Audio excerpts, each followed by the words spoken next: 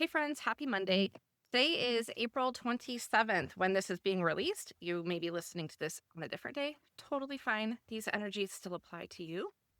We have three things astrologically that I want to talk about. And I think each one could easily have its own episode. We're not going to do this because realistically, this podcast is practical spirituality for work and life. It's not meant to be an astrology forecast podcast. There are some really great ones out there. I love the Big Sky Astrology podcast with April Elliott Kent. She does the moon report, so she talks a lot about where the moon is throughout the week. She does talk about different planetary transitions. She's very practical, but also brings in some whimsy with that. And then Channy's got a great set of tools, not only with the Channy podcast, but with the Channy app, where you can get your own birth chart in the app, as well as a day by day, week by week breakdown of what's going on. So if you're looking for a true astrology forecast podcast, the Big Sky Astrology podcast is my favorite for that. And then the Channy app is not a podcast, but it's got a lot of really cool stuff on it, including weekly readings. And the readings, if you have the paid version, those actually are based on your rising sign. So that's really helpful. So that's the Channy app, Chani app. Okay, here's what we're talking about. One, we're in Taurus season. So we're going to talk about Taurus. Two, Uranus just moved into Gemini. That's a really big deal. Uranus stays in a sign for about 8 years. So this is our third major, what we call outer planet, planets that are farther away from the sun than the Earth is, that has changed signs this year. We have another one, Jupiter, changing signs later in the year. So we're going to have four. So we've got Uranus went into Gemini on the 25th, so just 2 days ago as of the release of this podcast. And then we also have a full moon in Scorpio coming up. So we're going to chat about that. So buckle up and let's chat about Taurus. Taurus is an earth sign. The ecology of Taurus, I always think about a field, right? The symbol is the bull. So think about, where does a bull graze? It grazes in a field. Its favorite place to graze is in a green, grassy field. There might be wildflowers, there might be trees. Here in Northern California, we have beautiful oak trees. There might be a creek running by. There's probably birds. Think about just this beautiful, lush, peaceful field. That is the ecology, the earth of Taurus. It's very different from the earth of Capricorn or the earth of Virgo. Taurus loves stability. It loves reliability. It loves things to not change. Taurus can be very, very strong-headed. Taurus is, I think, at its heart, very peaceful, but it's willing to fight to keep the peace, so to speak. If you have your sun, your moon, or your rising sign in Taurus, this is kind of your season to shine. This is a time, though, for all of us to think about what what brings stability to our lives. What is it that helps us feel stable in life? It's going to look different, especially based on our moon sign, because that's where we really get our sense of like safety, security comes through our moon sign. But we do all have a certain level of need for stability.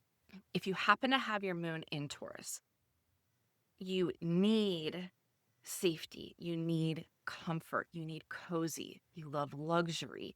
These are all things that really add to your sense of safety in life. You also are going to feel successful when you're able to provide yourself with those things through the work that you do. So thinking through, okay, that does look different than somebody, for example, who has their moon in Aries. They need to be taking action, very quick action, very decisive action. That's what's going to lead them to feeling more stable and secure. But moon in Taurus is very different. It is, I value loyalty. I value things not necessarily changing. I think about, one of my kiddos has her moon in Taurus. And when they were younger, we would go this was when they were in elementary school. Every Wednesday, it was a transition day for us. They were always coming back from their dad's house on Wednesdays. And so each Wednesday, we would go get some kind of a treat after school. And we started rotating where, they each took turns picking where we got the treat from. And it was really, really important to her that this tradition remain going. And there came a point where, for various reasons, we couldn't necessarily do it. Either we couldn't afford it, or there were scheduling conflicts where we couldn't do it, especially when her older sister went into middle school. It became a little bit more tricky. And I realized very quickly that if we couldn't do our Wednesday treat day, one, I needed to let her know ahead of time. She needed to be able to plan for this disruption, especially because it was something that she held so dear to her. She needed to be able to plan for that. But then also, if I could offer some kind of an alternative to that, that made a huge difference for her. So, again, this idea of needing the stability, needing to know that you can count on things, that is very Taurus energy. And so, if that's you, knowing that you need that, or that you shine through that, or that if it's your rising sign, you're looking for ways to bring that to the world around you, that you honor that, that you not look at that as being too needy, too sensitive if something changes and it kind of rocks you for a minute. It's I think it's really important that we honor those kind of core needs of ours or core ways of operating. If you have somebody in your life with strong Taurus energy, then keep this in mind that if you make a commitment to them, they need you to keep it, or if not, to let them know as early as possible that you can't keep that commitment.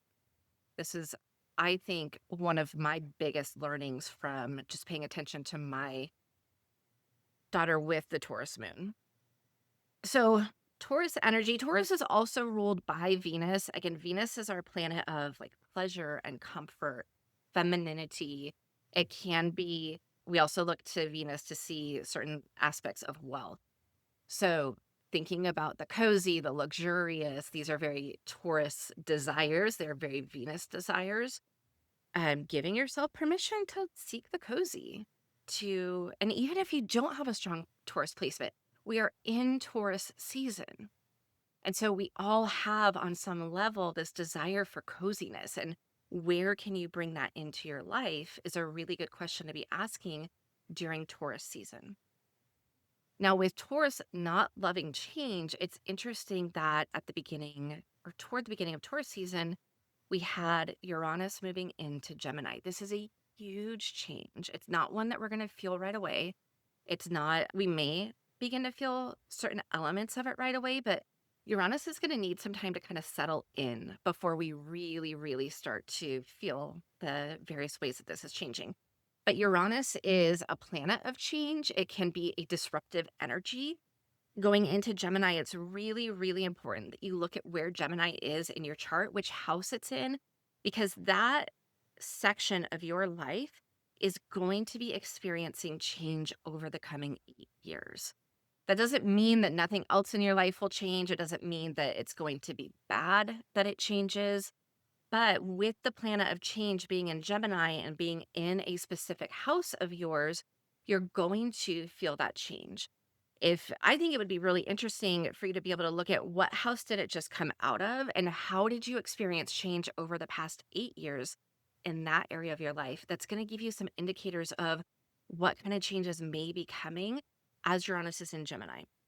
Collectively, we have seen that Uranus in Gemini brings conflict. So do Saturn and Neptune in Aries. So we have these multiple indicators of conflict on a collective basis.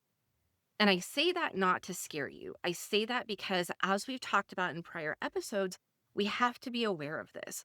We have to be aware that the energies around us, the energies that we see in the sky, are being played out in real time on planet Earth. And we don't have to be surprised by that.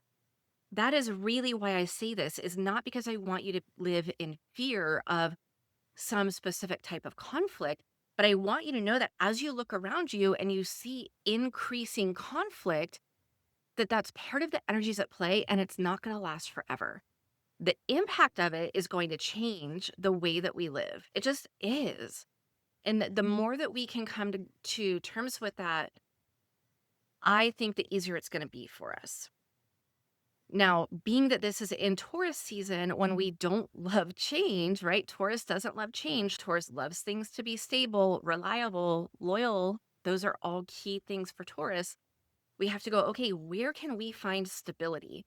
as Uranus is going through whatever house Gemini is in for you, how can you kind of counterbalance that disruption and that change with some form of stability in your life? And Venus is a good indicator of that. Both your moon sign and Venus are good indicators of where you need to find stability and how you can find stability. As we go through this change globally and communally, we have to know our own needs. I know that I've said this before, and I want to say it again because I think it's that important that we say it on repeat. Going into this era of change, we have to know who we are. We have to know how we uniquely shine. We have to know what we need to feel stable, secure, and safe. We have to know what our unique lens is as we go through processing these elements of change. Because the way that I shine, what I need, and how I process change is going to be very different from each of you listening. And so while I can say, well, this works for me, until you know what works for you, it's not going to be helpful. And a lot of times, what happens is we look around at others and we go, okay, they are thriving because they're doing this. Therefore, if I do that same thing, I'm going to thrive. Or they are processing change this way and it seems to bring them peace and comfort. If I process change that way, it will bring me peace and comfort.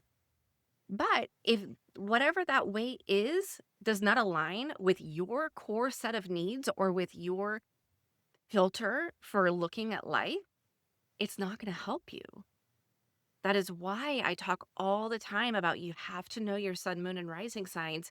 You have to know what they mean, not just in your brain, but integrating that into your heart, into your soul, into your daily life.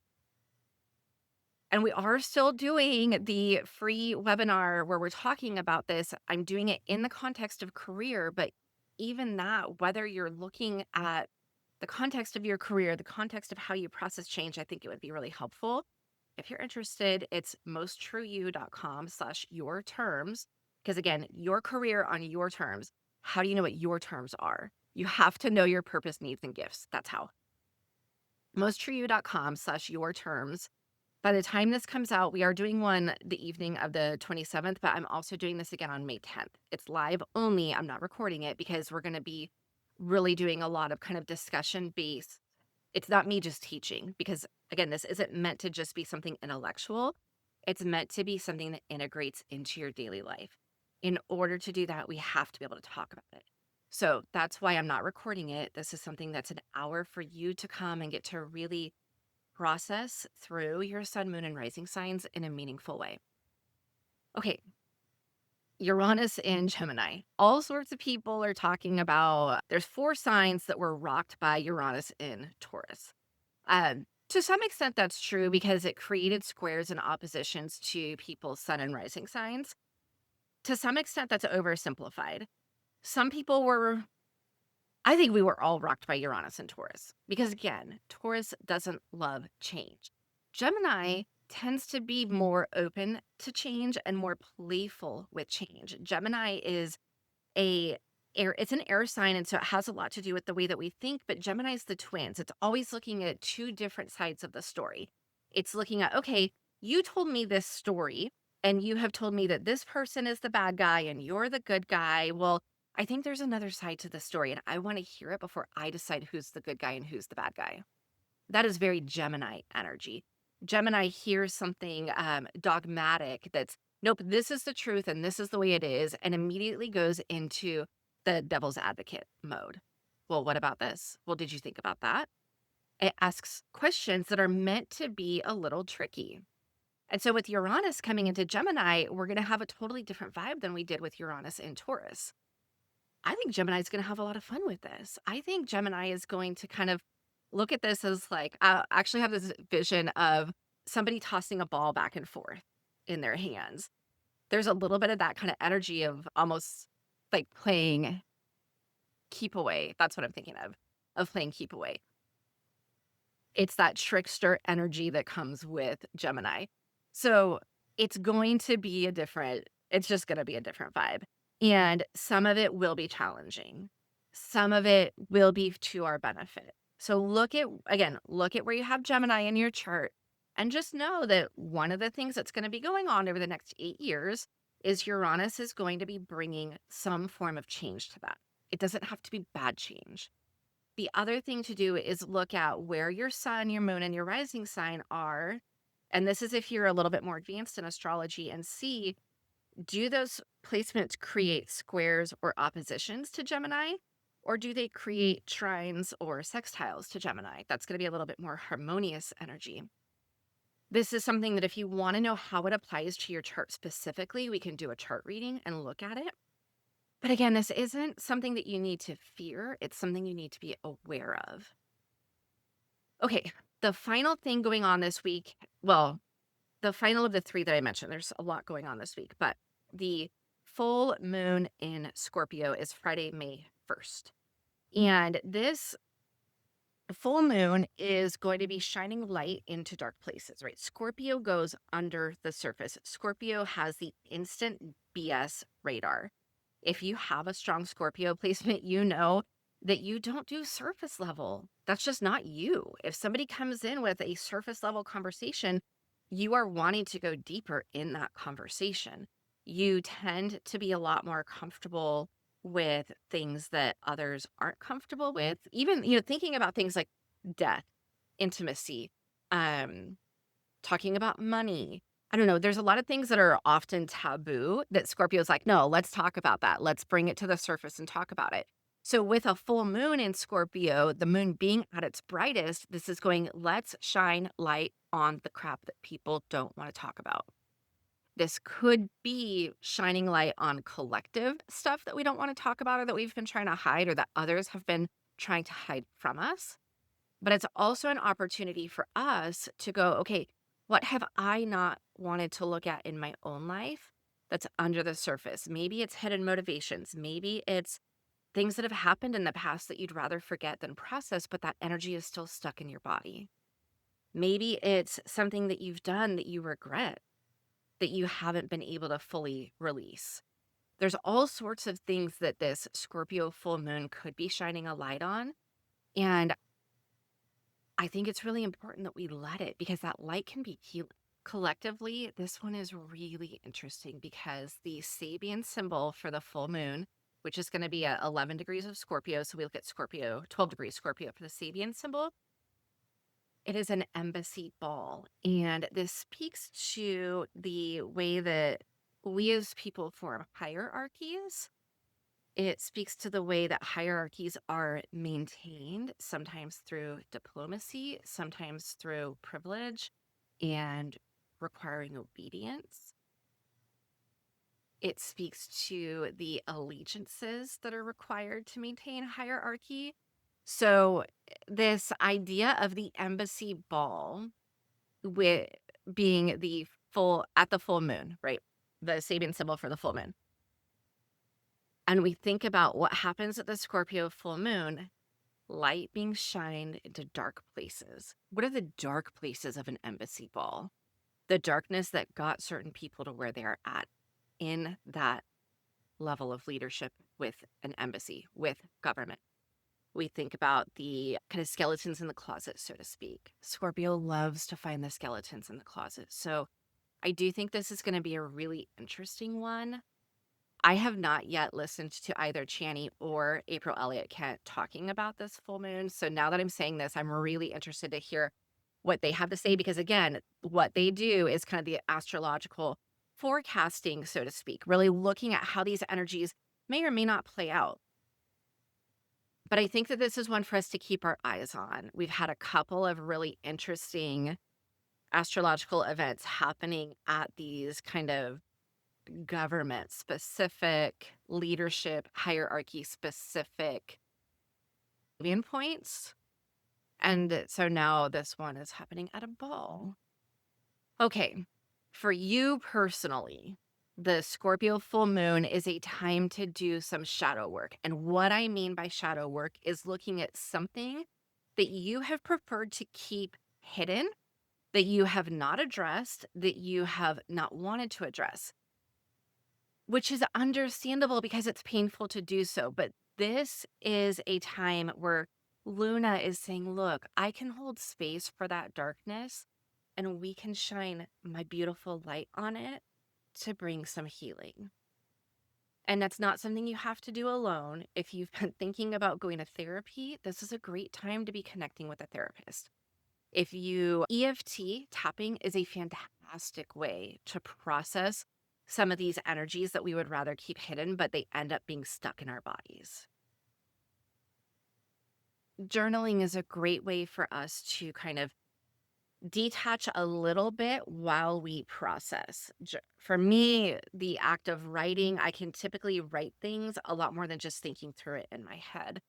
Sometimes I will combine journaling with tapping. I'll kind of journal a little bit. I feel stuck here.